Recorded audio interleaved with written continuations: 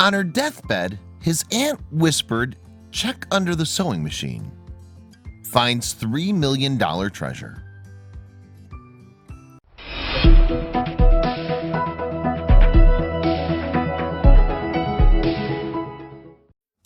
Carl Sabatino was by his aunt's deathbed when she died in 2004.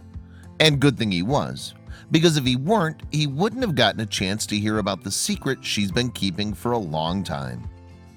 Just 3 days before she passed away, Jenny told Carl to look under the sewing machine for a treasure she's been keeping for her. But Carl was uncertain if the old woman actually knew what she was saying or was just being delirious.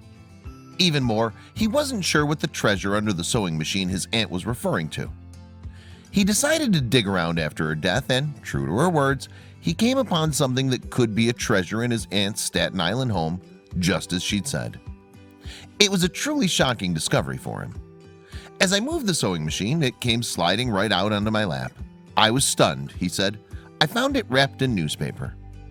It turned out that the treasure his old aunt was referring to was a recreation of Pablo Picasso's painting, Woman with a Cape. According to Sabatino, a New Jersey broadcast executive, this recreation was probably done by Picasso decades after he painted the original. Sabatino believed his uncle, Nicky Verostro, most likely bought the painting from a street vendor during a trip to London in 1944 for about $10 to $30. This uncle of his was fighting in World War II at the time, and the painting was from a gallery that had either been bombed or looted at the time. Sabatino also remembers seeing the piece around the house as a child. My brother and I called it the lady with the fuzzy hat, he recalls. He's convinced that the painting's real. As to why Picasso would decide to recreate a painting of the original, Sabatino believes he did it to try out a new painting method. But one expert at Christies in New York was quick to dismiss it as a knockoff after a less than thorough check. She examined it for about 30 seconds and flipped it back at me and said, "This is a $10 poster. Don't waste your time," he recalled. I said, "Okay, but where did it come from in your opinion, in its color?"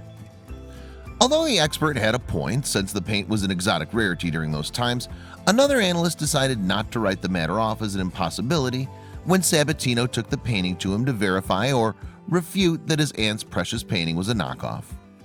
Analyst Kenneth Smith of the Center for Art Materials Analysis in Westmont, Illinois, decided to extract some of the paint for some test and also confirmed that indeed the material on the painting was entirely consistent with what was popularly in use in 1930 Europe.